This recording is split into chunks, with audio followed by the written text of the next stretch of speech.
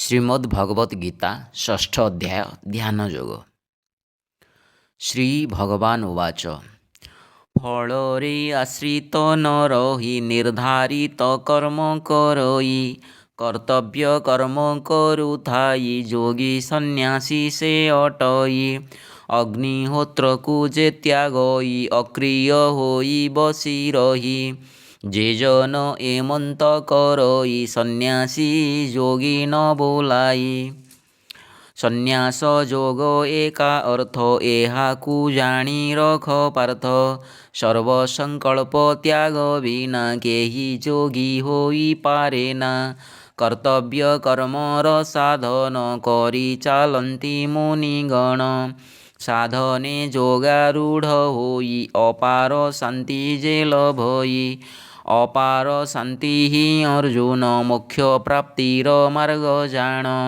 କର୍ମରେ ଅନାସକ୍ତ ରହି ଇନ୍ଦ୍ରିୟ ଭୋଗକୁ ତ୍ୟାଗଇ ସର୍ବସଂକଳ୍ପ ତ୍ୟାଗ ଜାଣ ଯୋଗ ଆରୂଢ଼ର କାରଣ।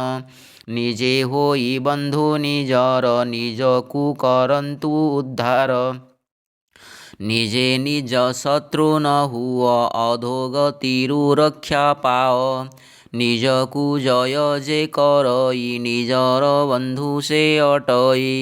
ନିଜକୁ ଜିଣି ନ ପାରଇ ନିଜେ ନିଜ ଶତ୍ରୁ ସାଜଇ। ଆତ୍ମଜୟୀ ପ୍ରଶାନ୍ତ ଜନ ପରମାତ୍ମାରେ ଥାଏ ମନ। ଶୀତୋଷ୍ଣେ ସମଭାବ ରହି ସୁଖ ଦୁଃଖକୁ ନ ବାରଇ। ମାନ ଅପମାନ ସମାନ ଏମନ୍ତ ଯାର ଦୃଷ୍ଟିକୋଣ। ଜ୍ଞାନ ବିଜ୍ଞାନେ ତୃପ୍ତ ରହି କୂଟସ୍ଥେ ସ୍ଥିର ରହିଥାଇ। ସର୍ବ ଇନ୍ଦ୍ରିୟ ବଶ କରି ନିରନ୍ତର ମୋତେ ସୁମରି। ସଦା ମୋଠାରେ ଯୁକ୍ତ ରହି ଲହୁ ସ୍ୱର୍ଣ୍ଣ ସମ ଚିନ୍ତଇ। ମିତ୍ର ଅରିରେ ଉଦାସୀନ ଦ୍ୱେଷକାରୀ ବା ବନ୍ଧୁଜନ। ମହାପାପୀ ବା ସାଧୁଜନ ସର୍ବେ ତା ଦୃଷ୍ଟିରେ ସମାନ। ସମବୁଦ୍ଧିରେ ସ୍ଥିତ ରହି ସମାଧିସ୍ଥ ଯୋଗୀ ବୋଲାଇ। ଅନାସକ୍ତ ସଦା ରହଇ ସଂଗ୍ରହ ବୃତ୍ତି ନ କରଇ। ଆଶା ଶୂନ୍ୟ ଅନ୍ତଃକରଣ ସଂଯତ ସଦା ନିଜ ମନ। ଏକାନ୍ତ ନିକାଞ୍ଚନ ସ୍ଥାନ ଯୋଗୀର ପ୍ରିୟ ବାସ ଜାଣ। ନିକାଞ୍ଚନ ସ୍ଥାନେ ରହଇ ମୋଠାରେ ମନ ନିବେଶଇ। ପବିତ୍ର ସ୍ଥାନ ନିର୍ଦ୍ଧାରଇ ଆସନ ସ୍ଥାପନ କରଇ। କହୁଛି ଆସନ ଲକ୍ଷଣ ଶୁଣ ଅର୍ଜୁନ ଦେଇ ମନ। ନାହିଁ ଅତି ଉଚ୍ଚ ଆସନ ନା ଅତି ନୀଚ ହେବ ଜାଣ। ଏମନ୍ତ କୁଶର ଆସନ ସ୍ଥାପିବ ଶ୍ରଦ୍ଧାରେ ଅର୍ଜୁନ। ଆସନେ ସ୍ଥିର କରି ମନ ଏକାଗ୍ର ଚିତ୍ତେ ଅଧିଷ୍ଠାନ। ଆତ୍ମାର ବିଶୁଦ୍ଧି ନିମିତ୍ତ ଯୋଗର ଅଭ୍ୟାସ ଉଚିତ। ମେରୁଦଣ୍ଡ ଗ୍ରୀବା ମସ୍ତକ ରଖି ବସି ସିଧା ସଳଖ।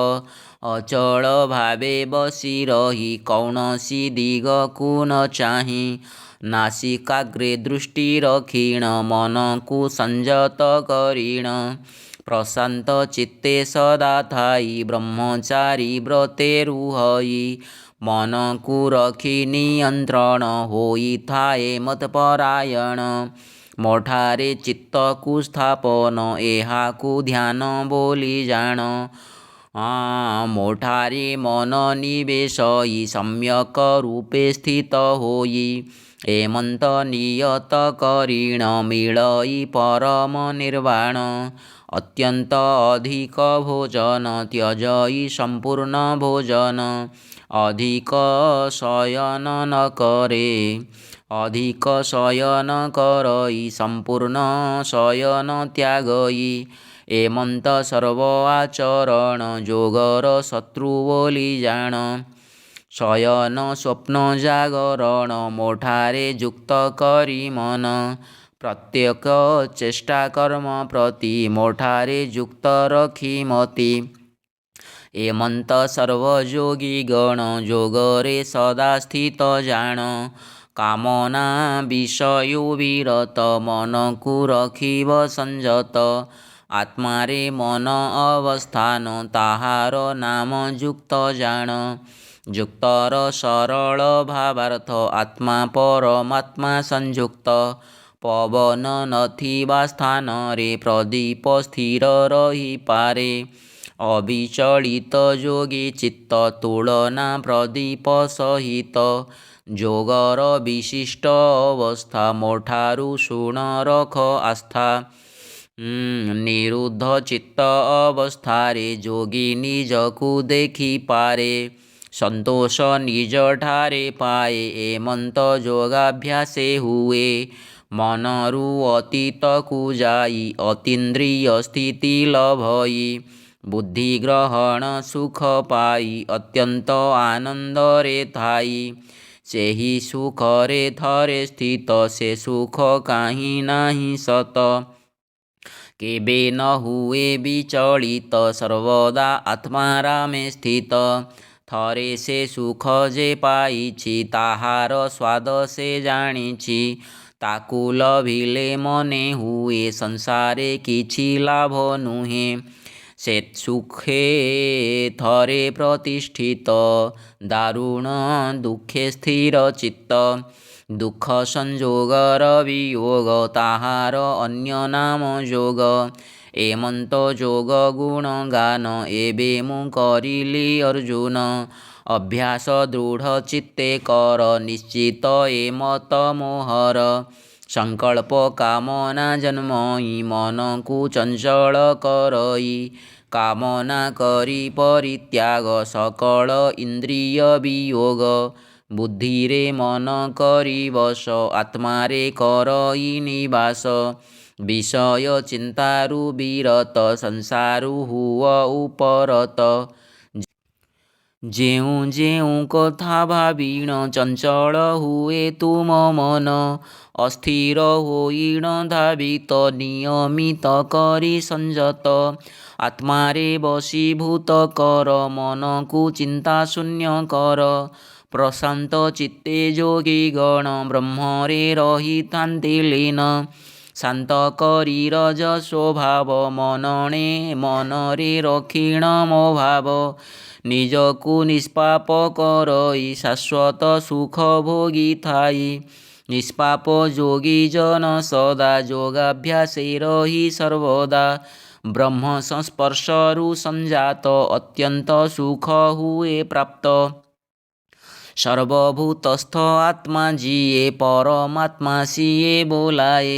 ଭୂତଙ୍କ ନିଜର ଦେହରେ ଯେ ତାଙ୍କୁ ଅନୁଭବ କରେ। ସକଳ ଦେହେ ନାରାୟଣ କରିଥାଏ ସମଦର୍ଶନ। ସେ ଯୋଗୀ ଯୁକ୍ତାତ୍ମା ଅଟଇ ମୋର ନିଶ୍ଚିତ ମତ ଏହି। ସର୍ବତ୍ର ମୋହର ଦର୍ଶନ ସଭିଙ୍କୁ ମୋ ମଧ୍ୟେ ଦର୍ଶନ। ଏମନ୍ତ ଯେ ଯୋଗୀ କରଇ ତାଙ୍କଠୁ ଅଦୃଶ୍ୟ ମୁଁ ନାହିଁ।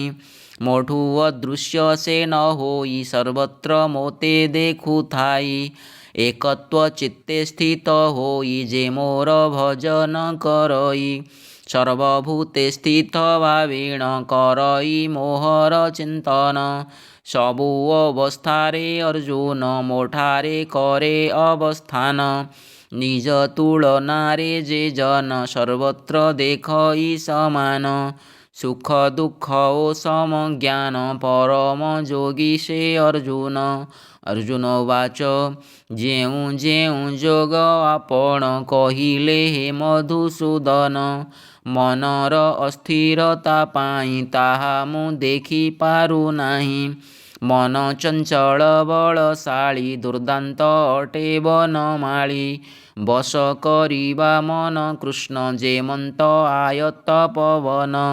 ଶ୍ରୀ ଭଗବାନ ଉବାଚ ମନ ଅତ୍ୟନ୍ତ ବଳବାନ ସନ୍ଦେହ ନାହିଁ ହେ ଅର୍ଜୁନ। ଅଭ୍ୟାସ ବୈରାଗ୍ୟ କୌନ୍ତେୟ ମନ ସଂଯମର ଉପାୟ।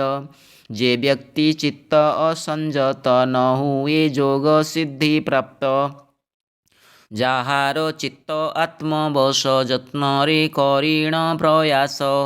हुवन्ति योगसिद्धि जाण एमंत मो मत अर्जुन। अर्जुन उवाच जे व्यक्ति यत्ने योगारंभ साधना करन्ति माधव परे योगरु विचलित साधना मार्गरु विरत को स्थिति लभन्ति से जन कुह प्रभु मधुसूदन। संसारु आश्रय रहित ब्रह्मलाभ पथु विच्युत उभय पथु भ्रष्ट होई छिनु मेघ जेह्ने भसाई। आश्रय शून्य से जन हुए निकी मधुसूदन। एमंत संदेह हे कृष्ण होईछि मो मने उत्पन्न। दया कर हे चक्रधर संदेह मोर नाश कर। मोर संदेह नाश पाई सक्षम अन्य केहि नाही। श्री भगवान उवाच जोग भ्रष्ट जोगी अर्जुन विनष्ट हुए नाही जान। इह लोके वा परलोके चौद भुवन त्रिलोके कल्याण कर्म जे करई दुर्गति प्राप्त न हुई। पुण्यलोक प्राप्त हुई किछि काल सुख भोगई। धार्मिक लोक घरे जात अबाकुल हुए संभ्रांत। अथवा गृहे जोगिंकर जन्म हुई ताहार। एमंत जन्म दुर्लभ जोग करी थाए संभव। सेठारे बुद्धि संजोगरे पूर्व संस्कार लाभ करे। सिद्धि प्राप्ति रे अग्रगति करी थाई हे कृष्ण करी थाई से कृष्णापति। पूर्व जन्म कर्म संस्कार बल रे सिए धनुर्धर। ब्रह्मनिष्ठारे आकर्षित जोग प्रति हुए आकृष्ट। जोग रे जिज्ञासु हुई शब्द ब्रह्म पार करई। प्रचेष्टा अनेक जन्मर करई जोगी धनुर्धर। शेषरे पाप राशि मुक्त होई थाए सिद्धि प्रसिद्ध। शेषरे पाप राशि मुक्त होई थाए से सिद्धि प्राप्त। सकाम कर्म के करई तपस्या रे के लीन होई। शास्त्रज्ञ ज्ञान के अर्जई इत्यादि कर्मे लिप्त थाई। एस भिंकठारु अर्जुन जोगी अटई श्रेष्ठ जान। अर्जुन प्रिय धनंजय जोग साधक तुमे हुआ। समस्त जोगिंक मध्यरे जे चित्त रखई मोठारे। श्रद्धारे मोते भजी थाई से जोगी श्रेष्ठ होई थाई। प्रतिश्वास ओ प्रतिक्षण करे जे श्रीकृष्ण चिंतन। एकाग्र करी मन प्राण करी थाए श्रीकृष्ण ध्यान। जीवनर प्रतिक्रिया रे कृष्ण को अनुभव करे। कृष्ण क्रियार से साधक प्राप्त करई कृष्ण लोक। जगत कर्ता गुरु होई कृष्ण दासे कृपा करई। षष्ठ खंड श्री कृष्ण गीत पढ़ी हुआ पाप रहित। ओं तत्सदिति श्रीमद्भगवद्गीतासूपनिषत्सु ब्रह्म विद्यायां योगशास्त्रे श्रीकृष्णार्जुन संवादे ध्यान योग नाम षष्ठाध्यायः।